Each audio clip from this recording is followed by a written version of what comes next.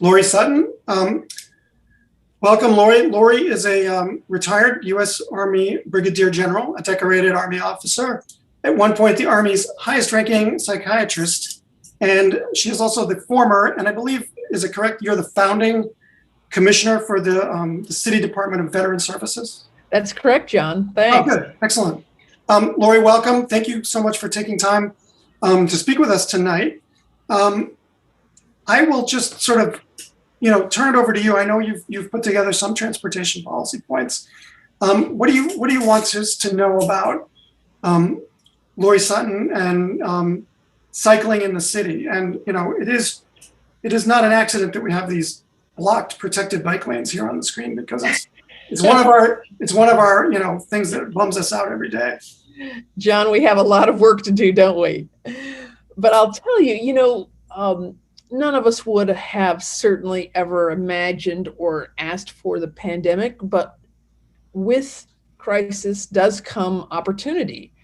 And I think we've seen some of that opportunity in terms of the public space and design and, of necessity with outdoor eating and with as you mentioned, this administration has moved forward building on your work in the last administration. But I think that we have to take a larger view. I think we have to recognize that, we've got a convergence of factors. We've got the green economy. We've got to make sure whatever we do is sustainable. We also got to make sure that it's affordable and that it's accessible no matter where you live in the city. And so, I'm a systems thinker. I'm not someone who ever puts myself as being the smartest person in the room. I just make sure that I bring the smartest people in a given area around me so that I can learn. And I think we're at that point right now because, I spent some time recently out on Brooklyn Bridge. And I thought, I'm just going to talk to folks who are coming across the bridge in different kinds of transportation modes. Now, obviously, I didn't talk to folks who were driving. I figured I had enough of that perspective, but I didn't have the perspective of folks who were on e-scooters, who were on e-bikes, who were on regular bikes, who were on city bikes. And it was fascinating to me to learn from them. So, for example, the folks who were riding scooters, they talked to me about how this had just changed their life, but it wasn't a panacea for everything. They said, listen, I just need a scooter for a couple of miles to get me from point A to point B. But if I had to go much further than that, now I'm kind of looking at, I've got my eyes on these e-bikes that are coming out. And of course, then I talked to the fire department, and their concern is, listen, all of, it's great, all of this different, stuff that's coming out, ways to both congregate, to eat, to bring culture and the arts, and to bring transportation in different forms. But we got to make sure that we don't prevent our firefighters from getting to where they need to be. So that's why I think that this has to demand a systems approach where we bring in stakeholders.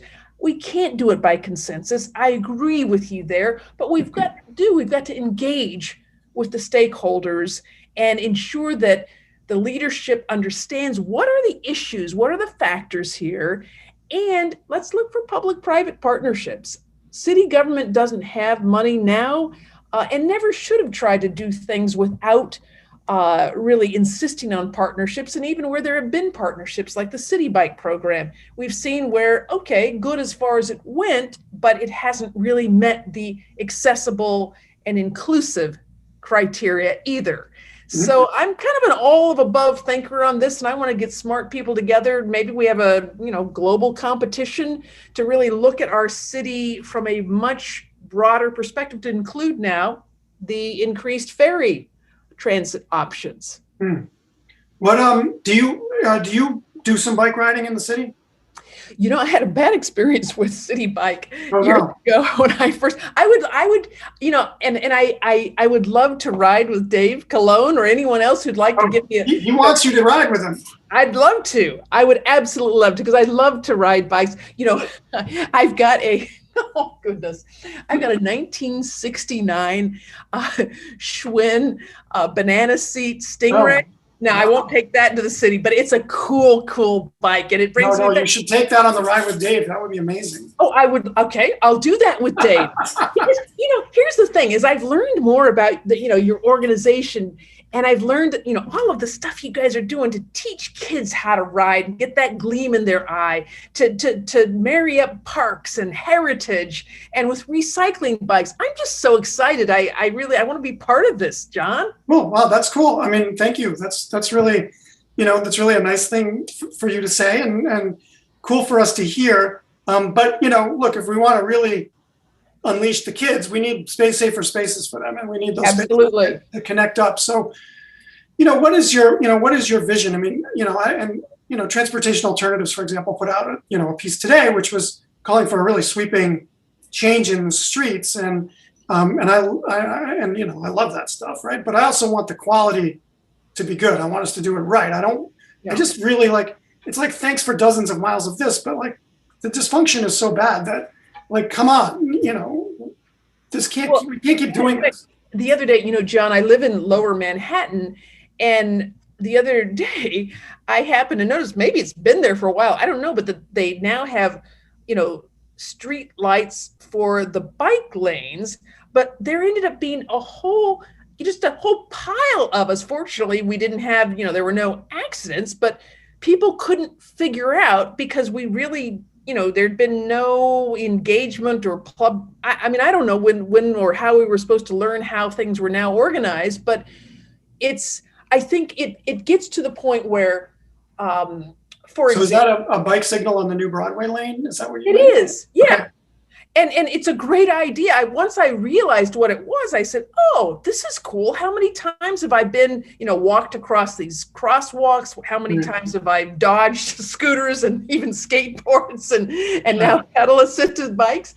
But I just think that maybe there's a way we can be creative and get out of this win-lose, cyclists versus scooter folks versus, ride share. Let's figure out, and if I were mayor, I mean, wouldn't it be cool to invite, in fact, if you're mayor and you invite the other agencies, you can actually volunteer the other agencies. Oh, no, exactly. No, you were a general. Come on. Absolutely.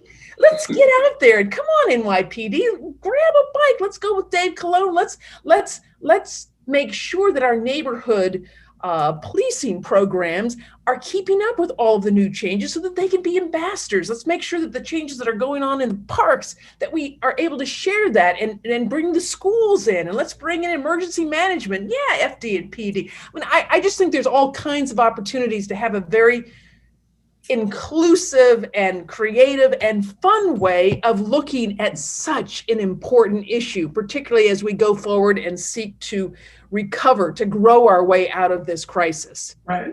No, so I agree. We should make it more interesting and fun for people. But as mayor, you still have to decide, right? Like, at some point, talking is over. You have to implement. Yep. How do you see sort of, doing that? And, there are going to be community boards that are still like, not for us, no thanks.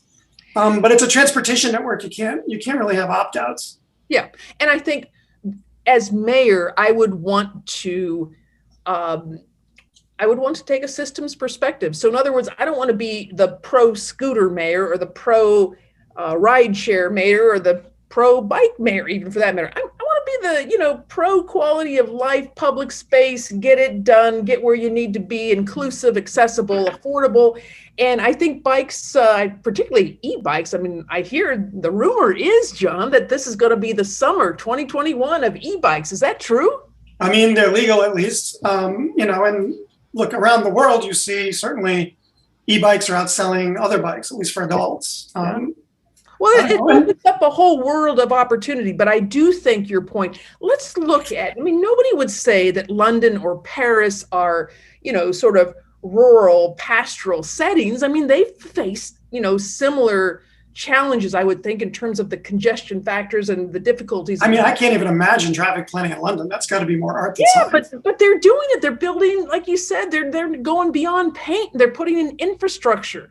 Yeah, so I think most of it's leadership and just saying, that's it. like, it's time to do this. And so that's what we need. We're looking for a leader. And earning the trust. It's all about relationships. And so it's not about telling folks what, you think they want to hear. It's about telling them what you're thinking, what's your vision, what are your values, who have you talked to, what are the outcomes, and how are you going to hold yourself accountable? And so one of the first things I'd do as mayor, I'd call Andy Byford. I'd say, get your butt back over here to New York City. We should have never let you get away.